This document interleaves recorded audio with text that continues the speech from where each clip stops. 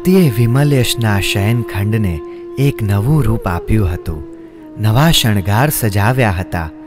વિમલયશના પલ્યંકની સામે જ એક સુંદર સુવર્ણદીપ પેટાવ્યો હતો. કમળના પુષ્પ પર એક સુંદર નારી મૂર્તિના હાથમાં અર્ધચંદ્રાકારે 5 પ્રદીપ સજેલા હતા. 5 પ્રદીપોનો સૌમ્ય પ્રકાશ શયનખંડને અજવાળી રહ્યો હતો. વિમલયશ શયનખંડમાં બેઠો હતો. નીરવ શાંતિ હતી. તેની દ્રષ્ટિ સુવર્ણદીપ ઉપર ગઈ. 5 પ્રદીપોની જ્યોતિમાં એને પંચ પરમેષ્ઠી ભગવંતોના દર્શન થયા. તેણે નમઃ પંચ પરમેષ્ઠિભ્ય એવું બોલીને ભાવવંદના કરી અને એની સ્મૃતિમાં અમરકુમાર આવ્યો. હજુ સુધી એ આવ્યા નહીં, પણ શાના આવે? જ્યાં સુધી હું 7 કોડીથી રાજ ન મેળવી લઉં ત્યાં સુધી તે ન જ આવે ને. રાજ્ય મળી ગયું એમને તો ક્યાંથી કલ્પના હોય કે મને રાજ્ય મળ્યું છે? એ તો મને મરી ગયેલી માનતા જ હશે. અહીં આવશે અને જ્યારે ભેદ ખુલશે ત્યારે એમના પશ્ચાતાપનો પાર નહીં રહે. એ શર્મિંદા થઈ જશે. નવકાર મંત્રના અચિંત્ય પ્રભાવો મેં મારા જીવનમાં અનુભવ્યા. એ મહામંત્રના પ્રભાવે જ રાજ્યની પ્રાપ્તિ થઈ.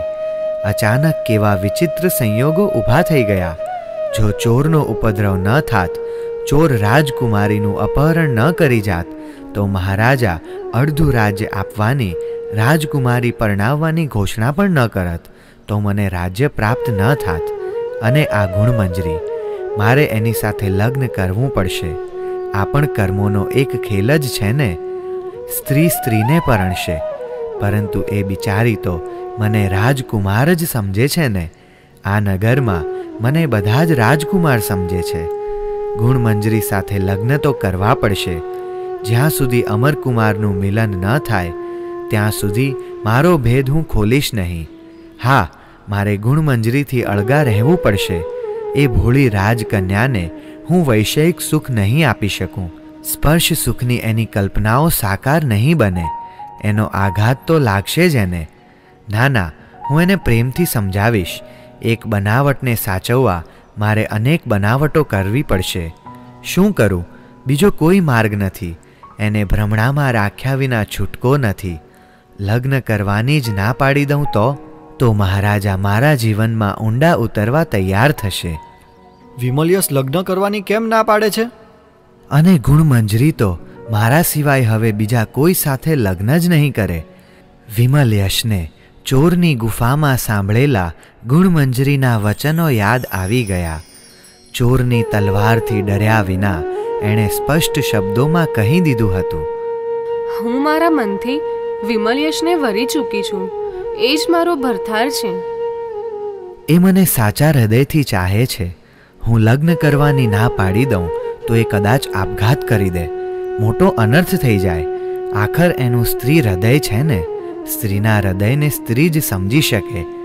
જ્યારે પિતાજીએ મારું લગ્ન અમર સાથે કરવાનો પ્રસ્તાવ અમરના પિતા સમક્ષ મૂક્યો હતો અને અમરના પિતાએ અમરને વાત કરી હતી, ત્યારે અમરે જો લગ્ન કરવાની ના પાડી હોત તો મારું શું થાત? હું તો પાગલ બનીને અમરની બૂમો જ પાડત. સ્ત્રી જ્યારે કોઈને પોતાનું હૃદય આપી દે છે પછી પ્રેમની ખાતર પોતાના પ્રાણની પણ પરવા નથી કરતી. લગ્ન તો મારે કરવા જ પડશે. પરંતુ અમરકુમારના આવ્યા પછી, ભેદ ખુલી ગયા પછી શું થશે? વિમલયશનું મન મૂંઝાયું, પણ તુરત એણે ઉકેલ શોધી કાઢ્યો. હું ગુણમંજરીના લગ્ન અમરકુમાર સાથે કરાવી દઈશ. પણ ગુણમંજરી સંમત થશે અમરકુમાર સાથે લગ્ન કરવા? જો એ સંમત નહીં થાય તો એ મને ધિક્કારશે નહીં? મને ઉપાલંબ નહીં આપે? તમે સ્ત્રી હતા તો પછી મારી સાથે લગ્ન શા માટે કર્યા? મારી સાથે દંભ કેમ કર્યો? ના ના, અમરકુમારનું રૂપ, એમનું વ્યક્તિત્વ જોઈને ગુણમંજરી એમની સાથે લગ્ન કરવા સંમત થઈ જ જશે. પરંતુ અમરકુમાર સંમત ન થયા તો? વિમલયશના મનમાં એક પછી એક પ્રશ્ન ઉઠવા લાગ્યા. હું એમને પણ સંમત કરી લઈશ. હું એમને પહેલેથી જ એવા પ્રભાવિત કરી દઈશ કે એ મારી વાતને ટાળી જ ન શકે. હા, એમને પ્રભાવિત કરવા માટે મારે કોઈ નાટક તો કરવું જ પડશે. આ વેશમાં હું નાટક તો સરસ કરી શકીશ. વળી હવે તો હું રાજા છું, એટલે એમને પ્રભાવિત કરવાનું કામ સરળ બની જશે. હું આ વેશમાં જ એમને વચનબદ્ધ કરી લઈશ. તમને તમારી પત્ની તો મળશે, પણ પછી તો એની વાત માનવી પડશે. આ હું કંઈક કબૂલ કરાવી લઈશ. તું કબૂલ કરાવી લઈશ, પરંતુ એ બેના મન ન મળ્યા તો? અને લગ્ન કરી લે તો એમાં ગુણમંજરીને દુઃખ નહીં પડે? પત્નીને પતિનો પ્રેમ ન મળે તો? લગ્ન જીવન નિષ્ફળ જાય. અને આ રીતે કોઈ સ્ત્રીના જીવન સાથે રમત રમવી. વિમલ્યશ અસ્વસ્થ બન્યો. તે ઊભો થયો. મહેલના ઝરૂખામાં જઈને ઊભો. અમરકુમાર સાથે ગુણમંજરીનું જીવન સુખમય બનવું જોઈએ. મારા સ્વાર્થ ખાતર ગુણમંજરીના જીવન સાથે ખેલ ન જ ખેલી શકાય. તેનું આંતરમન બોલી ઉઠ્યું. એનો નિર્ણય કેવી રીતે કરું? અલબત્ત ગુણમંજરી પુણ્યશાળી કન્યા છે, છતાં કોઈ પાપકર્મ ઉદયમાં આવવાનું હોય ને એમાં હું નિમિત્ત બની જાઉં તો? હું જાતે દુઃખ સહી શકું, પરંતુ એનું દુઃખ મારાથી ન જોઈ શકાય. અલબત્ત એને હું મારી પાસે જ રાખીશ. મારા તરફથી તો એને ભરપૂર પ્રેમ મળશે. છતાં મારે નિશંક બનવું અનિવાર્ય છે. એ બંનેનું જીવન સુખમય બનવાનો સ્પષ્ટ નિર્દેશ મને મળવો જોઈએ. અને એકદમ એના મનમાં ઝબકારો થયો. હું શાસનદેવીને પૂછી લઉં. હા હા, મારી એ દિવ્ય માતા ભવિષ્યનો ભેદ મને જરૂર બતાવશે. વિમલ્યશનું મન હળવું થઈ ગયું, પ્રફુલ્લિત થઈ ગયું. તેણે ખંડમાં આવી વસ્ત્ર બદલ્યા. શુદ્ધ વસ્ત્રો પહેરીને ધ્યાનમાં બેસી ગયો. રાત્રિનો બીજો પ્રહર પૂરો થવા આવ્યો હતો. એક દિવ્ય પ્રકાશનું વર્તુળ રચાયું. અદ્ભુત સુગંધ ખંડમાં પ્રસરી ગઈ અને શાસનદેવી પ્રત્યક્ષ થયા. કહે સુંદરી, મને કેમ યાદ કરી? હે વાત્સલ્યમયી માતા, મારે ગુણમંજરી સાથે લગ્ન કરવા પડશે. પછી શું અમરકુમાર ગુણમંજરીના લગ્ન થશે? લગ્ન જીવન સુખમય બનશે? આ જાણવા માટે આપને કષ્ટ આપ્યું. ચિંતા ન કર સુંદરી. ગુણમંજરી અને અમરકુમારના લગ્ન થશે. તેમનું દાંપત્ય જીવન સુખમય બનશે અને ગુણમંજરી માતા પણ બનશે. એનો પુત્ર આ સંસારમાં અમરકુમારના યશને વિસ્તારશે. દેવી અદૃશ્ય થઈ ગયા. ફરી વિમલ્યશ બનીને તે આશ્વસ્ત થઈ ગયો અને ભૂમિ શયન કરી નિદ્રાધીન થયો. રાજકુમારી ગુણમંજરીના લગ્નના સમાચાર બેના તટ રાજ્યના ગામનગરોમાં પ્રસારિત થયા. મિત્ર રાજ્યોમાં પણ સમાચારો ફરી વળ્યા. ગુણમંજરી અને વિમલ્યશના રૂપ લાવણ્યની સર્વત્ર પ્રશંસા થઈ. એમના સૌભાગ્યની સ્તુતિઓ થવા લાગી. ચારે બાજુથી રાજાઓ, રાજકુમારો, શ્રેષ્ઠીઓ, શ્રેષ્ઠી કુમારો, કવિઓ ને કલાકારો આવવા લાગ્યા. લગ્ન મંડપને કેળના પાન, આમ્રમંજરી અને રંગબેરંગી ફૂલવેલોથી સજાવેલો હતો. ઠેર ઠેર સુસજ્જ સુંદર પરિચારિકાઓ આમંત્રિતોનું સ્વાગત કરતી ઊભી હતી. સારોય મંડપ અતિથિઓ અને પ્રજાજનોથી ભરાઈ ગયો. મહારાજા ગુણપાલના આનંદનો પાર ન હતો. રાજપુરોહિતે મંત્રોચ્ચાર શરૂ કર્યો. વિમલ્યશ અને ગુણમંજરીની આંખો મળી. લગ્ન સમય આવી પહોંચ્યો. રાજકુમારીએ વિમલ્યશના ગળામાં વરમાળા આરોપી દીધી. લગ્ન વિધિ પૂર્ણ થઈ. ગુણમંજરીની સાથે વિમલ્યશ પોતાના મહેલમાં આવ્યો. ગુણમંજરીની પરિચારિકાઓ પહેલેથી જ વિમલ્યશના મહેલમાં પહોંચી ગઈ હતી, પરંતુ મુખ્ય પરિચારિકા તો માલતી જ હતી. ભોજનાદિથી નિવૃત્ત થઈ જ્યારે ગુણમંજરીએ શયનખંડમાં પ્રવેશ કર્યો ત્યારે તેને આશ્ચર્ય થયું. શયનખંડમાં 2 પલંગ શણગારેલા હતા. એ કંઈ વિચારે એ પહેલાં જ વિમલ્યશે પણ શયનખંડમાં પ્રવેશ કર્યો. ગુણમંજરીનું મુખ લજ્જાની લાલીમાં ડૂબી ગયું. એની આંખોના પોપચા નીચા ઢળી ગયા. એક મૌન મધુર અનુભૂતિથી ગુણમંજરી ભાવ વિભોર બની ગઈ. તે પલંગના કિનારે બેસી ગઈ. વિમલ્યશ સામેના પલંગ પર બેસી ગયો. ગુણમંજરીએ વિમલ્યશ સામે જોયું. વિમલ્યશની આંખોમાંથી સ્નેહ નીતરતો હતો. એના મુખ પર સ્મિત રમતું હતું. તેણે મૌન તોડ્યું. દેવી, આશ્ચર્ય થાય છે ને? બીજી કોઈ કલ્પના ન કરીશ. આપણે થોડાક દિવસ આ જ રીતે વ્યતીત કરવા પડશે. કેમ? શાથી? ગુણમંજરી વિહવળ બની ગઈ.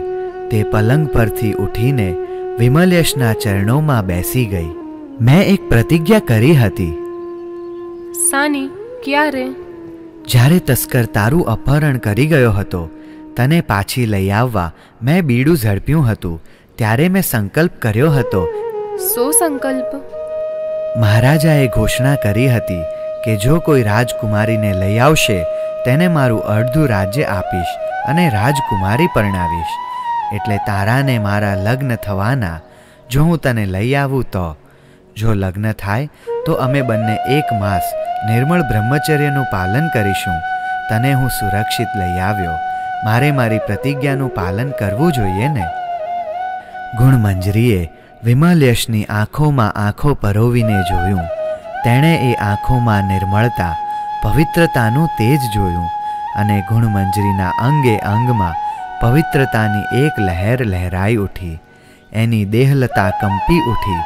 તે બોલી ઉઠી.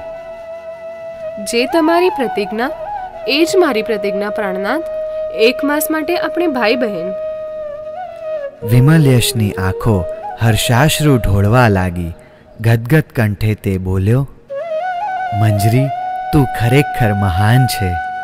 મહાનતા અર્પનારા આપ છો ને નાથ. તમને પામીને હું કૃતાર્થ બની છું. મારું જીવન સ્વપ્ન સાકાર બન્યું છે. આપ મારા સર્વસ્વ છો. મંજરી, તને વીણાવાદન સાંભળવું ગમે છે ને? અત્યંત ગમે છે. આજ દિન સુધી દૂરથી માત્ર ધ્વનિ શ્રવણ કરતી હતી. આજે દર્શન અને શ્રવણ બંને મળશે. કૃતાર્થ થઈશ. દેવી, સંગીતના માધ્યમથી આપણે આપણા પ્રેમને દિવ્ય તપશ્ચર્યા બનાવીશું. આપણો પ્રેમ આત્માથી આત્માનો પ્રેમ બનશે. વચ્ચે દેહ અને ઇન્દ્રિયોના અવરોધો દૂર થઈ જશે. પ્રેમનું અદ્વૈત રચાશે.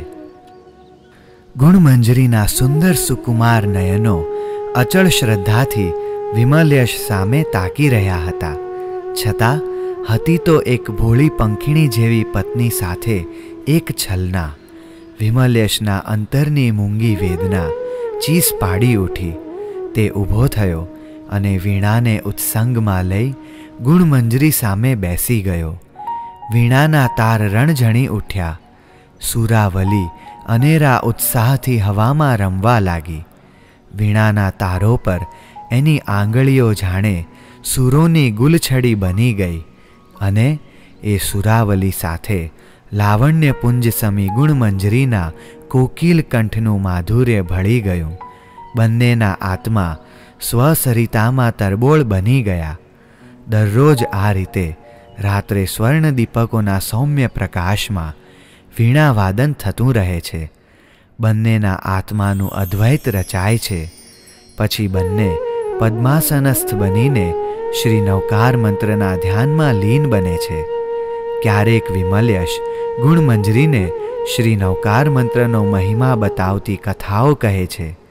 ગુણમંજરી કથામૃતનું ભાવથી પાન કરે છે. ક્યારેક વિમલ્યશ ગુણમંજરીને તત્વજ્ઞાન સમજાવે છે.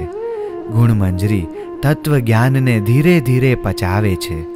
દિવસો વીતે છે. વિમલ્યશને શ્રદ્ધા છે. 1 મહિનો પૂરો થાય તે પૂર્વે અમરકુમાર આવી પહોંચવો જોઈએ. તેનું હૈયું શ્રદ્ધા હારી બેઠું ન હતું. એને વિશ્વાસ હતો. મારું સતીત્વ વિજયને વરીને જ રહેશે. મહિનામાં માત્ર 3 દિવસો જ બાકી રહ્યા. ગુણમંજરીના હૈયે પ્રેમની હેલી ચઢે છે. વિમલ્યશની આંખો દૂર દૂર અમરકુમારને શોધે છે.